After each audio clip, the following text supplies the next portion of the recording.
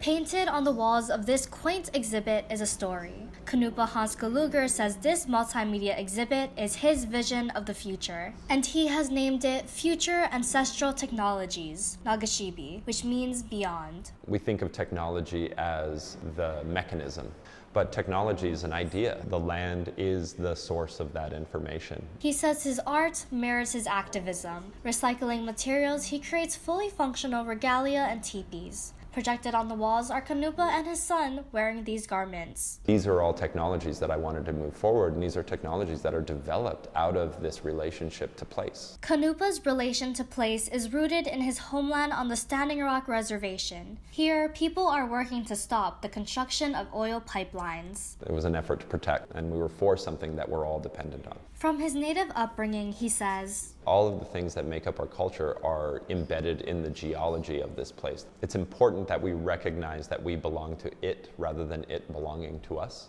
Cannupa hopes people will see the land as not something to take from, but rather something to care for. Even a culture that thinks that the place can belong to them, all we have to do is survive that notion. While exploring the exhibit, a young girl around the age of Cannupa's son asked aloud, "Why don't they have faces?" With a smirk, Cannupa responded, "The reason these figures don't have faces is because they exist in a future space. They're not born yet." Cannupa explains that although we live in a world full of extraction and removal, he believes that it is important to tell these stories, and he is hopeful change will come.